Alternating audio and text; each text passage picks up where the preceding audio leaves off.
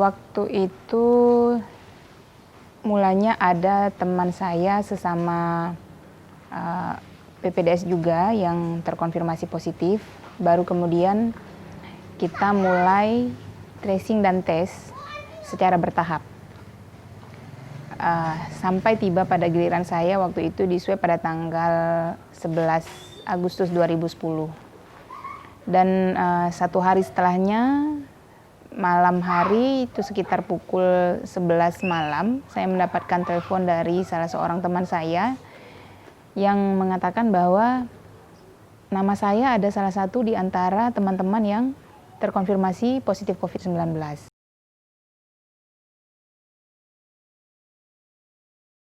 Mungkin bisa saja saya dan beberapa teman-teman lainnya itu mendapat COVID-19 ini bukan dari teman yang mulanya terkonfirmasi positif. Bisa saja kami tertular di tempat kerja, bisa saja dari pasien yang datang melalui poliklinik, bisa saja melalui kontak langsung dengan pasien yang ada di ruangan, atau bahkan juga bisa di luar area lingkungan kerja, misalnya di pasar, di swalayan, bahkan bisa juga dari makanan atau minuman yang kita beli di luaran.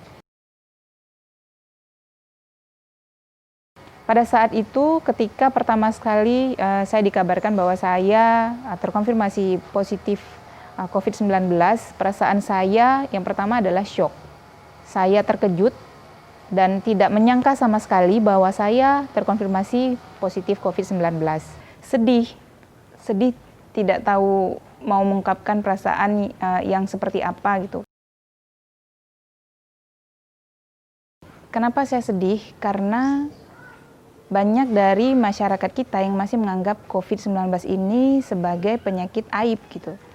Jadi banyak orang yang belum teredukasi dengan baik.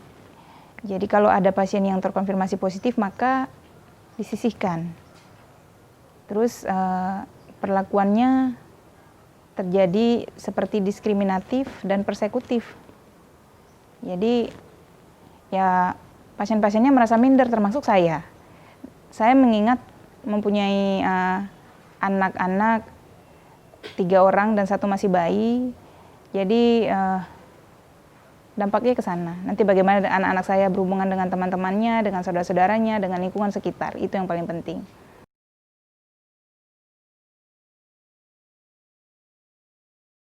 Yang saya pikirkan saat itu adalah pertama anak-anak dan keluarga besar, bagaimana mereka melanjutkan hari-harinya.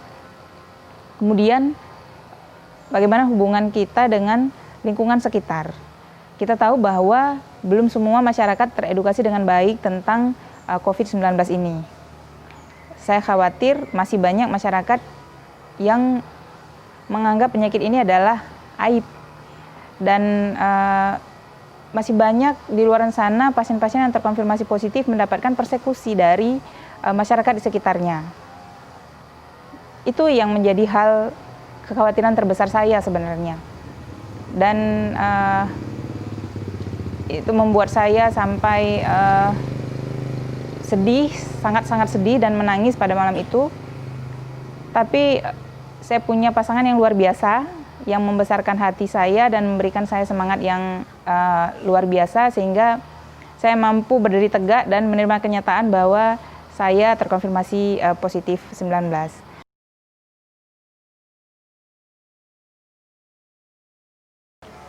Yang paling membebani saya saat itu yang pertama adalah saya punya bayi yang masih berusia 1 tahun dan masih ASI, dan itu sangat menjadi beban besar buat saya.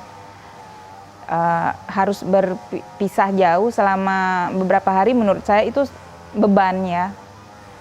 Kemudian saya punya 2 orang anak lagi, tapi usianya sudah 7 tahun dan 11 tahun, yang menurut saya ketika diedukasi dia lebih paham akan kondisinya gitu.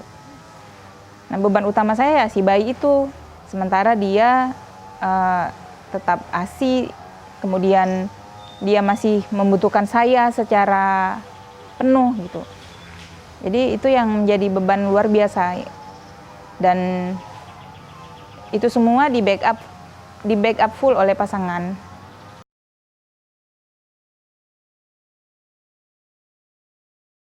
Terpikir pada saat itu adalah kondisi rumah saya tinggal itu sempit dengan 2 kamar, dan 1 kamar itu dihuni oleh 4 orang dengan 3 anak dan 1 orang suami. Yang pada saat itu saya sudah isolasi di ruangan di tempat yang lain. Jadi itu juga jadi satu beban buat saya sembari menunggu hasil swab dari anak-anak dan suami yang mereka harus disatukan, kan belum tentu positif salah satunya begitu. Jadi sudah tercampur semuanya. Makanya kita memutuskan untuk isolasi satu rumah. Mau dia positif, mau dia negatif, kita sudah menganggap itu sudah kontak satu rumah dan kita putuskan untuk isolasi satu rumah. Gitu.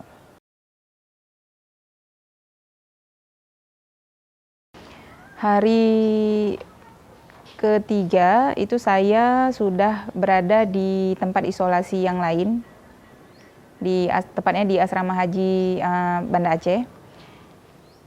Kenapa saya memutuskan untuk ke sana? Karena sembari menunggu hasil dari keluarga, dari anak-anak dan suami yang belum tahu kapan hasilnya. Jadi saya tidak mau memaparkan lebih banyak ke mereka. Jadi belum tentu mereka juga positif. Jadi saya memutuskan untuk keluar. Nah di sana ternyata saya lebih terbuka pikirannya karena sudah berada satu tempat dengan teman-teman yang juga terkonfirmasi positif COVID-19. Itu sesama PPDS di sana. Ada juga nakes-nakes lain selain PPDS juga ada di sana. Dan itu memberikan semangat yang baru buat saya sehingga saya lebih bersemangat dalam menjalani hari-hari di sana. Misalnya setiap pagi kami selalu melakukan aktivitas olahraga rutin di pagi hari, berjemur di pagi hari, kemudian sekedar sharing tentang gejala, kemudian sharing juga tentang keluarga. Menurut saya ada teman komunikasi yang saling mengerti, yang berbicara dari hati ke hati itu sangat penting. Itu juga bisa membantu kita dalam menyemangati agar kita cepat sembuh gitu. Kemudian dari situ mulai datang dukungan-dukungan sosial dari teman-teman sesama PPDS yang luar biasa dukungannya menurut saya sangat-sangat membesarkan hati kami-kami yang terkonfirmasi COVID-19 ini. Juga dari kakak saya, dari orang tua saya, dari saudara-saudara yang memang membackup dan paham betul kondisi saya pada saat itu.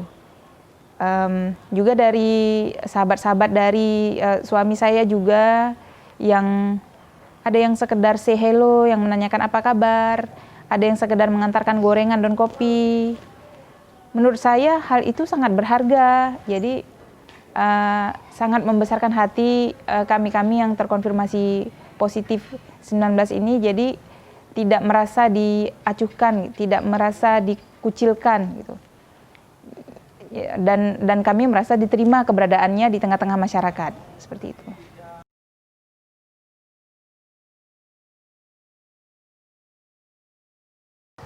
Kematian itu tidak menjadi hal yang saya khawatirkan pada saat itu ya. Karena terus terang, karena saya terkonfirmasi positif COVID-19 dan saya adalah orang dengan tanpa gejala, entah kenapa saya memang tidak terpikir bahwa oh ini masa hidup 14 hari lagi atau bagaimana, tidak. Saya tidak memikirkan hal itu justru. Saya malah memikirkan hubungan sosial keluarga saya dengan lingkungan sekitar. Itu yang lebih saya khawatirkan. Karena terus terang saya sudah kontak dengan keluarga dan kita harus diisolasi satu rumah selama 14 hari. Otomatis kebutuhan sandang pangan semuanya itu tidak ada yang bisa mengcover kecuali keluarga yang ngerti, kemudian tetangga yang paham dengan kondisi kita gitu. Itu yang terpikir sama saya. Tidak terpikir tentang wah nanti harus dirawat di ruang isolasi yang gelap pengap, kemudian timbul keluhan dan segala macamnya.